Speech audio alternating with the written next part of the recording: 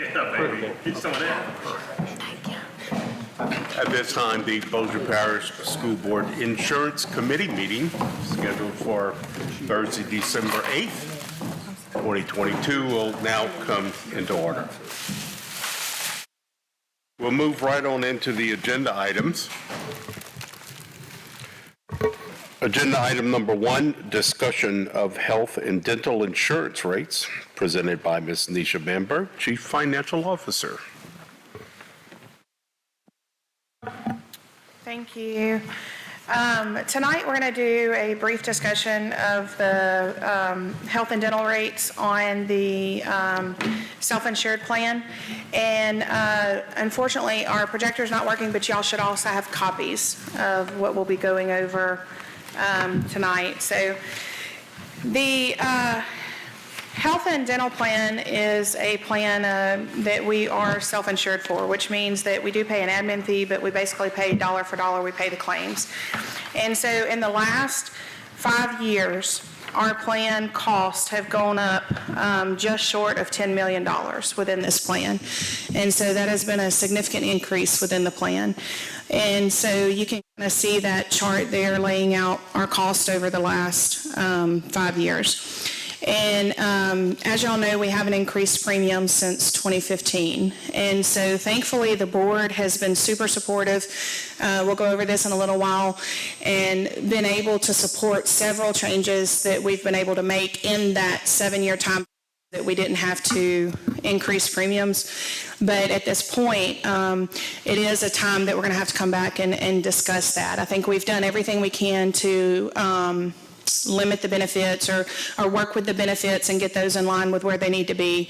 We've made some other changes that we'll go over later, but our current proposal is a 9% increase across the board on health and dental premiums beginning in March of 2023.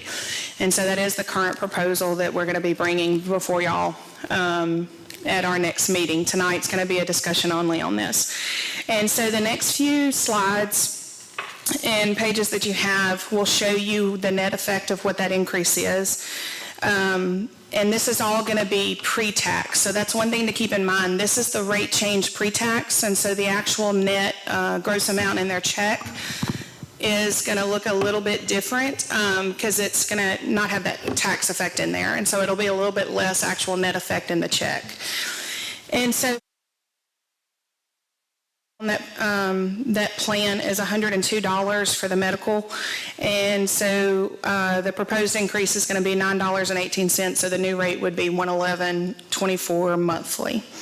And so you can see for the other categories what that rate looks like. For your employee and spouse and employee and child and children, you're looking at a $24, $26 increase there per month. And an employee and family, the increase is going to be $38.27, the proposed increase. And so that would bring the new rate to $463.52 monthly. And so that's what that would look like there. You'll also see, one thing to keep in mind is that this increase that we're doing, the majority of the cost of this increase is going to be carried by the plan and not by the employee. And so currently the plan pays, in total, the premium's obviously a lot higher. And so the plan pays anywhere from 75% to 85% of that premium. And so the bulk of that increase is going to be on the employer side and not the employee. And so thankfully, we've been able to continue to do that. So you'll see what those rates are on the employer side as well, and what those increases look like. And then on slide 9, you'll see the dental premiums and what that increase would be. You're looking at about a 98-cent increase for employees only. And then, of course, employee and family would be a $2.64 increase per month. And again, that's all going to be pre-tax.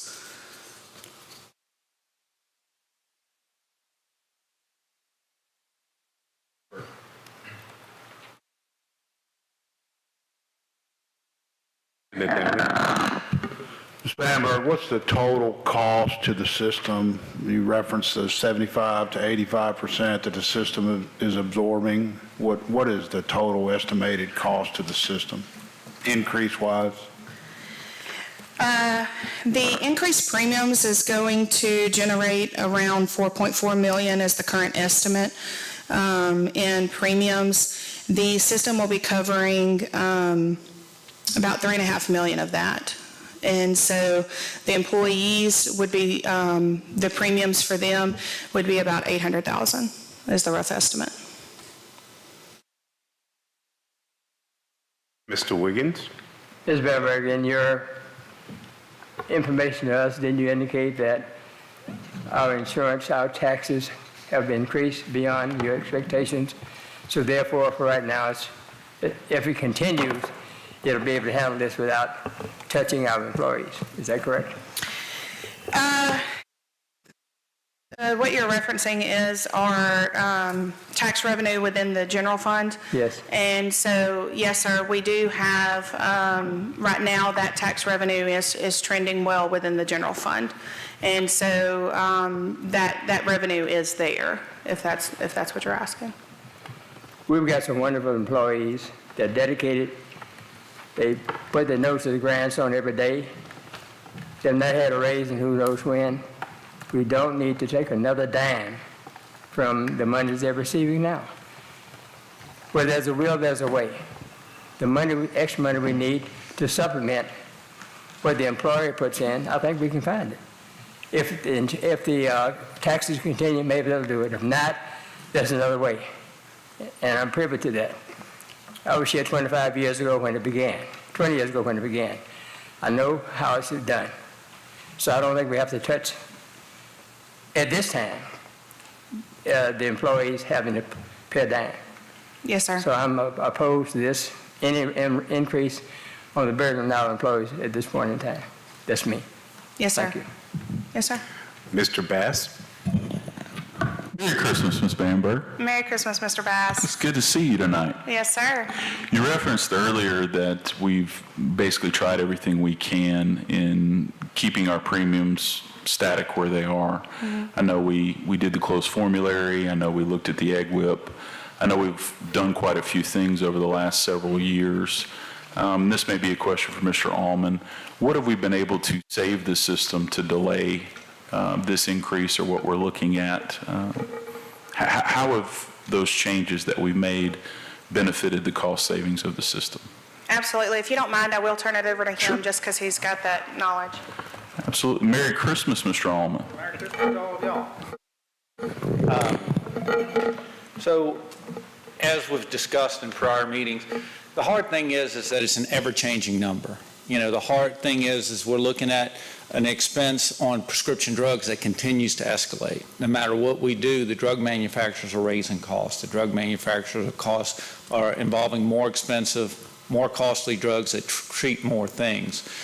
As we looked at it today, claims experienced from the last 12 months, prescription drugs are actually up 14%. You know, claims costs on medicals down 20%.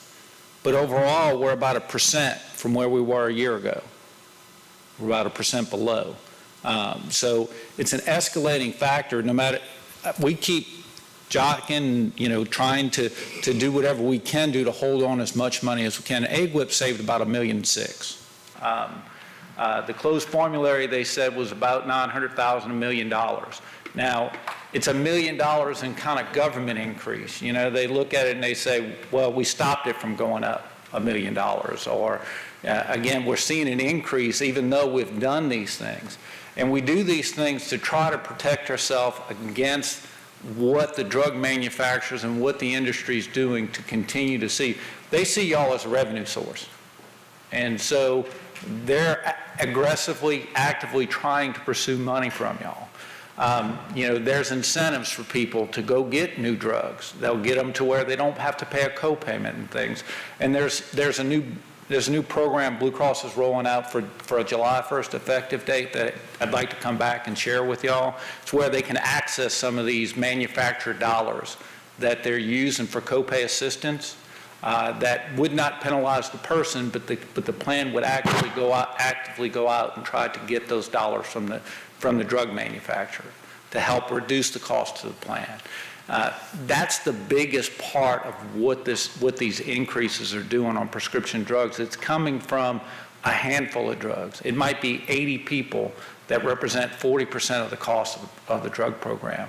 And that number right now is about $13 million. So you start looking at that, and that's the issue. But we've done a number of things over the years to try to help reduce the cost, including managing the stop loss. But we've done the closed formulary. We've done a stepped therapy. We've done mandatory generics. We've closed classes in order, when Prilosec was abusing the plan, we made it to where you couldn't get a branded proton pump inhibitor because there were so many over-the-counter. Sleep medicine, same thing. Where most other plans hadn't done those things or just evolving to those things now, we were putting those things in place in 2015, 2017, closed formulary in 2020, AGWIP in 2021 to help mitigate the cost to the plan. And we're looking at more things to try to help do that as well. But when we look at this today, it's a growing number, and we're just trying to make sure that doesn't get to a point to where you have to come in and you got to say, we need a 20% increase, or we need to cut benefits dramatically to make it an affordable plan to the school system. That, I think, is the major point for looking to the increase now. One more. So this program where you are able to access those dollars from the drug makers, when we go out to the RFP and that comes back, we'll be able to quantify it at that time, how much that may be? Yes, sir. Okay, so I hate to ask you to spoil it, but what are you seeing in other areas as far as what that may save the system? Well, it depends on the number of specialty drugs and how much money that's available. Generally, it's about 25% of the cost that the drug manufacturers will put in copay assistance. So what they'll do is they'll expand the employee responsibility amount for the specialty drug, knowing that it's going to be gotten from the drug manufacturers where it won't increase because these drug manufacturers will give 20, 25%, even 30% of the cost of the drug in the form of copay assistance. So if we can get 25%, it could reduce the cost of those specialty drugs by 25%. There's a great deal of trepidation as we went into the AGWIP program. The feedback that we're receiving from the employees, can you tell us a little bit about that? To be honest with you, it is the smoothest running plan that we have going. We have no complaints. We have nobody that can't get to a drug. We've got those people get better access to medications at a lower cost than what they could have gotten through the group plan. So it has evolved very well. So we increased the benefits to our employees and decreased our costs. That's pretty good. Tremendous. Worked out very well. Thank you very much. Thank you. Any other questions for me? Mr. Bullock? Yes, sir. Thank you, Mr. Chair. I'm sorry. Oh, Go ahead. go ahead.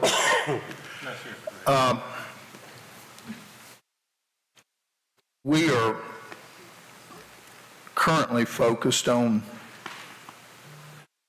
a current, immediate, today issue, that is a proposed increase in premium.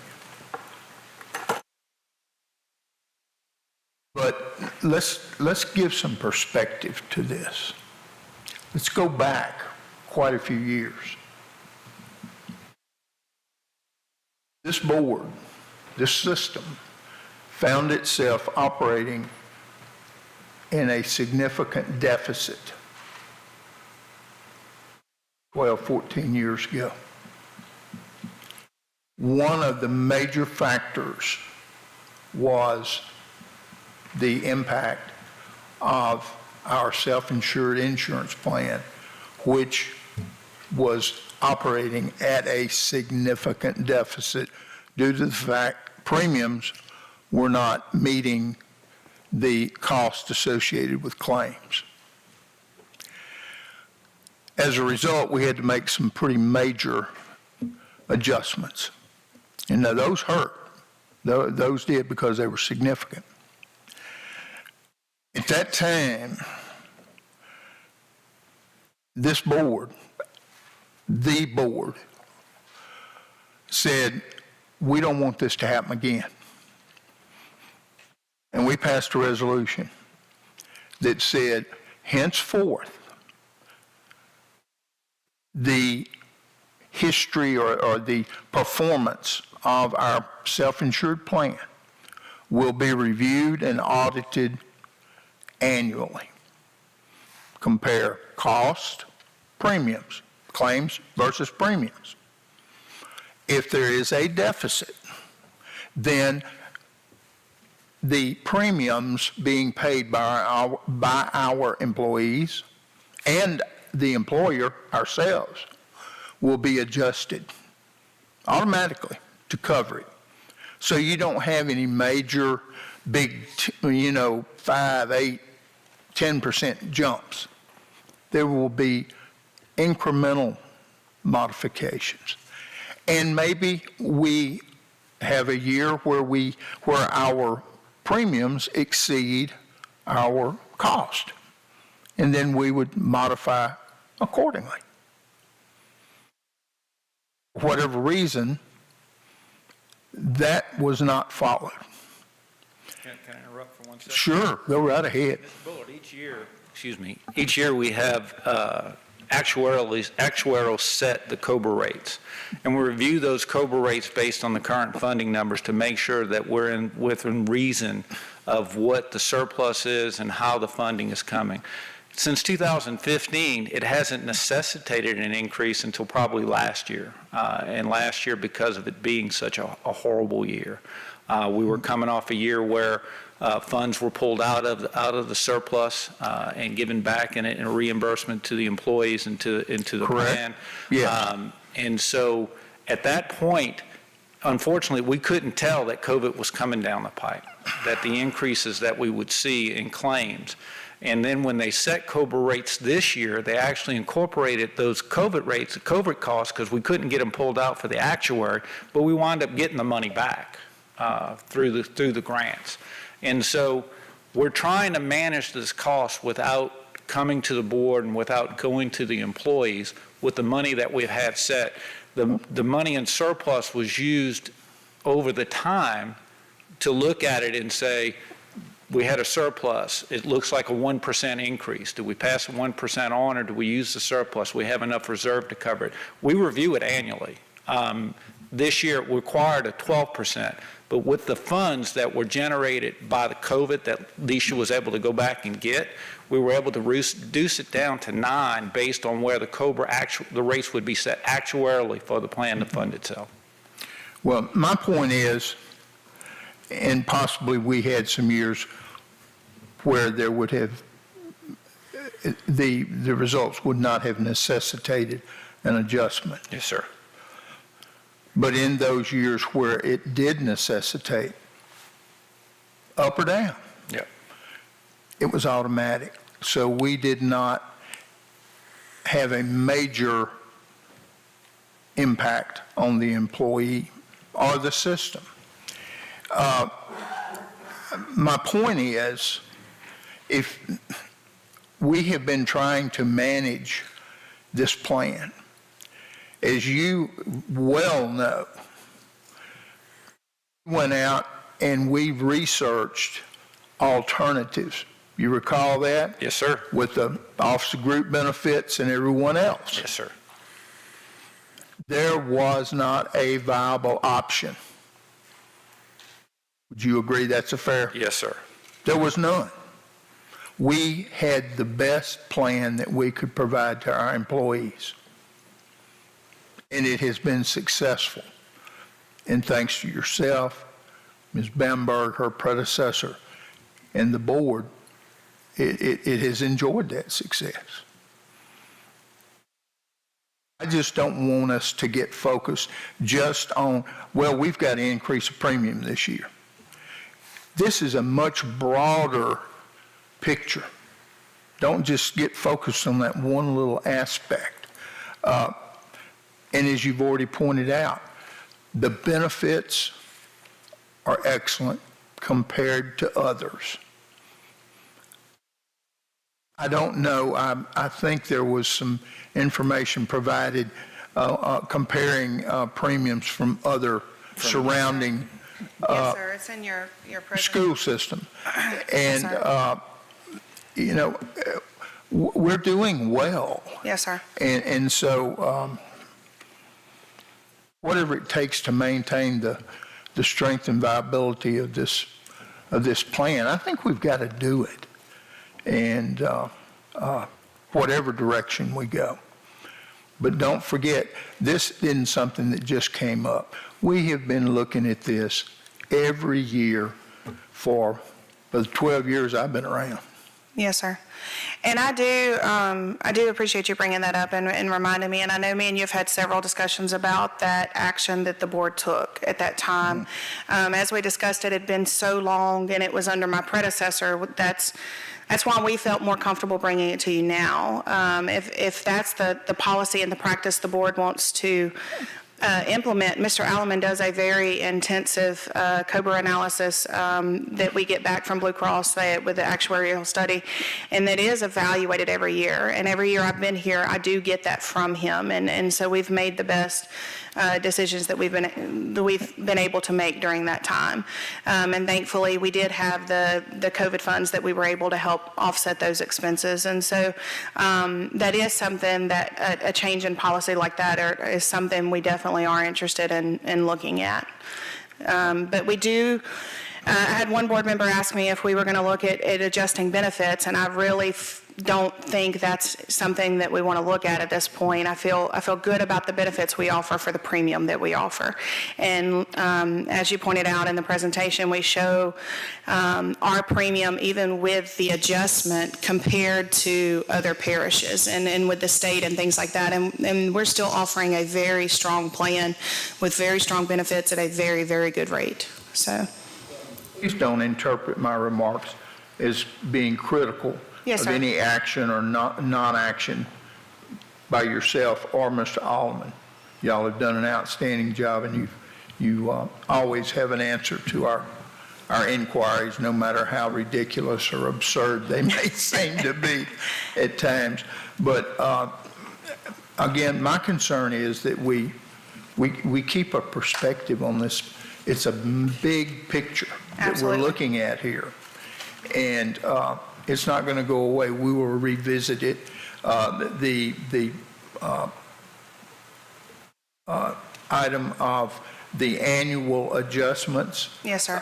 As we have discussed, I think that's probably going to be put on the table at some point in the not too distant future for us to review.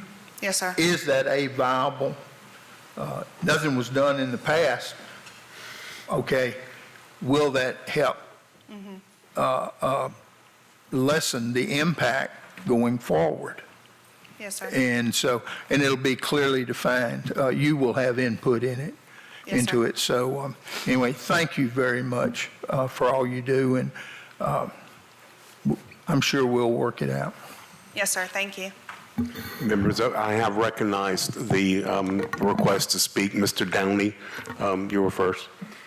Mr. Bamberg, Ms. Bamberg, or Mr. Allman, either one. So I just want to make sure I understand. We've essentially absorbed, or the system has absorbed, approximately $12 million in increases in the last 5 years, so we didn't have to impact the employees monetarily. The plan initially was overfunding itself through good claims years and experience in the benefit changes that we made, the changes we made to the plan, the dependent audits, things like that we've done initially to help those costs stay low, and it built a surplus. And then over that time, the claims increase. Now, when you get hit with an $10 million increase in 1 year, it's kind of hard to put that back into perspective. It was, $6 million worth of COVID and $3 million worth of additional care and increase in prescription drugs. So yes, it was a big increase, but it wasn't that it was underfunded for the past 5 years. It was to some extent overfunded when y'all gave the surplus. Right. My next question would be, and this is a general question, I'm just curious, what are you seeing with other self-funded systems across the nation, even in terms of the percentages that they've had to increase in the last 3 years? Well, if you look at what people are saying, where it's increased over since the Affordable Care Act started, a lot of plans are 100% over. I mean, at a 19%, even if you're talking, $10 million or so, you've got a $50 million plan, and it's an increase over 5 years of $10 million, and it wasn't a $10 million increase in the entire time. It was a $10 million increase in the last year. Or last year and a half. So you're seeing that increase, but for years it wasn't necessarily an increase. You were funding beyond the means of what the premiums were justifying at that point. So it's significantly less. The hard thing is right now, prescription drugs are escalating at a rate of about 13, 14%.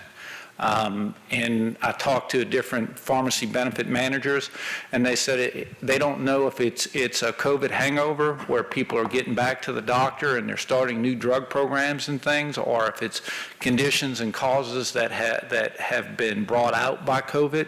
But they're seeing it across the line on everybody, about a 13, 14% increase in prescription drug costs. Thank you. Mr. Bass? I'm not sure if this is for Ms. Bamberg or Mr. Self. The resolution that Mr. Bullard brought up, if it's been a number of years, could you please get that to the board so we can read it? And that way, if we do need to revisit it and change it in any way, or you have any recommendations, I'd just like a chance to read that, and then any recommendations that you may have on what that resolution looked like at that time and possibly should look like now. Absolutely. Please. I'll work with Mr. Self on that, and we will get something to the board as soon as we can. Thank you very much. You're welcome. I think it was in 2007 is when that came about. Mr. Dean? I wanted to ask, it sounds like what you were telling us, we've been in good shape until this last year, and there was a 12% increase. I know you don't have a magic ball or wand, but what about next year? I mean, could this linger over, and again, you come back and you want another 9% increase next year? Well, none of us have a crystal ball. I can't tell you. I don't know. I couldn't have told you what happened over the last year. I know that we are trying the best that we can, and me and Mr. Alleman both, we're looking at what OGB is doing. We're talking to some other parishes to see what they're doing. We're trying to see how everybody's addressing it. And I know one neighboring parish we talked to, they're just now implementing some healthcare changes to their plan that we did years ago. And so they're just now getting in line with more of what we've done. I don't know if next year we're going to see a huge drop in claims. I can tell you since I've been here, we had this big increase. Thankfully, and for those that don't know, we've been able to move out over $4 million in COVID expenses that we've been able to get reimbursed. That's huge for us. I can't necessarily say that I see the cost of drugs going down. So I think there's going to be kind of a continual increase in expenses there. But thankfully, we've been able to implement a lot of programs to help offset that in the past.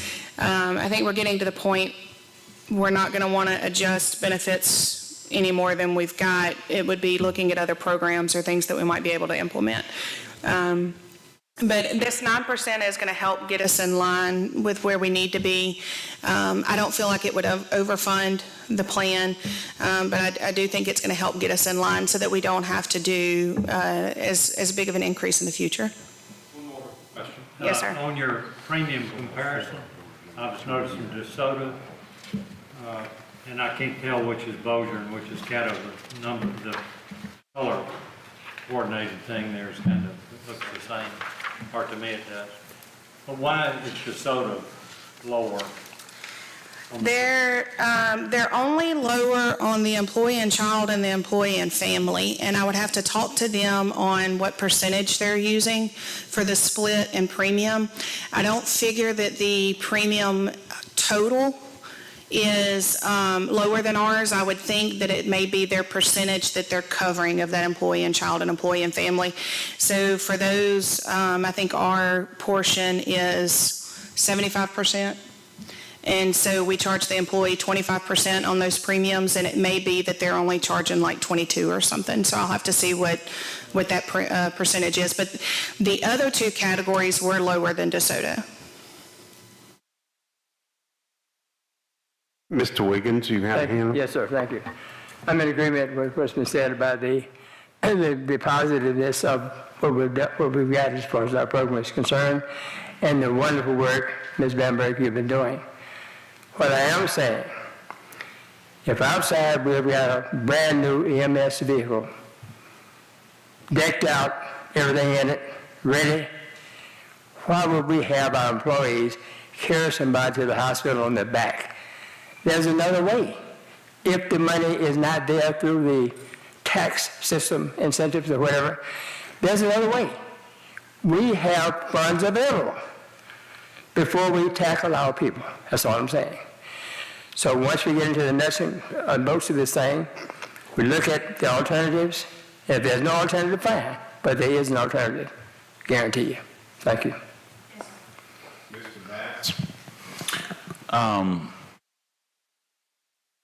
As to what Mr. Wiggins said, I know we are seeing a surplus in sales tax revenue. And so in addition, if we're going to look at using that as a way, I would also like to see what we would be able to provide our employees in the means of a stipend at some point in the future. Because if we're going to look at this holistically, and Mr. Wiggins wants to look at using that money for this purpose, I'd like to know if we can put that in the back pockets of our employees also. So just if we're looking at those options, I think that option of possibly putting some money in their pocket also, I think that'd be a good option for us to look at as well with that same amount of money. So that just a request, if Mr. Wiggins is requesting that way, I'd like to see the stipend at some point when you're comfortable with what those sales tax returns have come in. Please. Yes, thank you. Ms. Darby?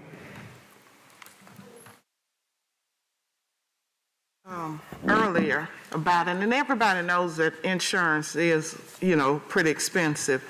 But I agree with both Mr. Wiggins and Mr. Bass. Unless we have another option, I hate to see that come out of our employees. That's a big cut for our employees to try to handle. We give them a raise on one end and then we take it back.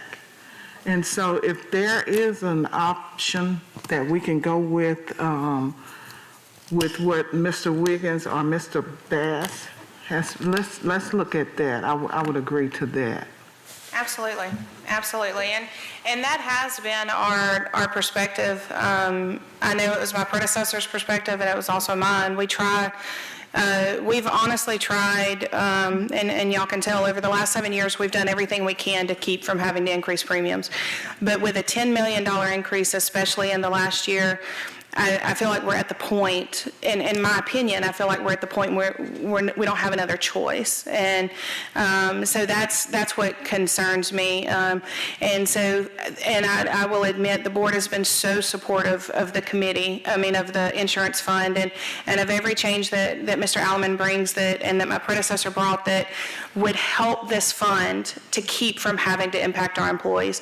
And so we've definitely take that to heart, and this is not something that we take lightly. So I do appreciate those words and that reminder. And I appreciate both of you as well. Yes, ma'am. Thank you so much. Mr. Newman? Thank you, Mr. Chairman. Apologies for being a few minutes late. I've gone over this, and from the Insurance Committee standpoint and the Finance Committee Chair, what we're proposing to increase is what the percentage is out in the corporate world and the real world. I don't want us to lose sight that we have a fantastic healthcare plan for our employees, and we are almost in a bubble. You get outside of this school system, you would be amazed at the insurance premiums that are out there. I know we don't want to add to it, and I think it's been 2014 since we last had an increase, or 2007? 2015. That's going on 7 years, and in light of everything, the increase in cost for everything across the board, the $38 for, the employee portion, there's plans out there that are increasing 38%, and that's realistic. I've seen it. My corporation, I don't participate in my corporation because their rates are tenfold what ours are, and we're not a small company. We're talking Fortune 500 companies out there that have double, triple what we have in rates, and they have 40,000 employees. And,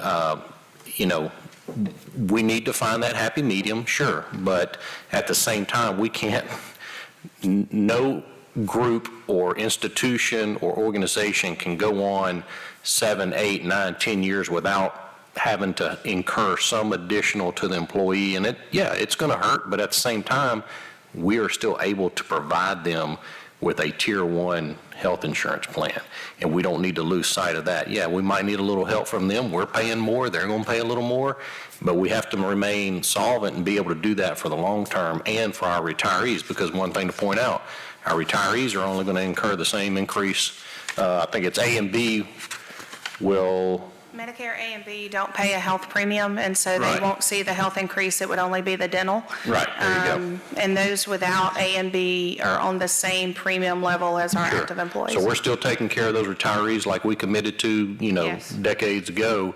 I just don't want us to, we're going to do a stipend. Not every employee participates. It's, there's a lot of moving pieces here. I just want us to know that, hey, we're still a special group of individuals here within this parish and the school system as far as being access to tier 1 health care. And sometimes you got to spend more. I mean, when we got to go to the grocery store, we still got to buy that loaf of bread that costs 30% more now than it did this time, 10 I'd say 6 months ago even. They've done a lot of work, and, maybe we can do it. I don't know.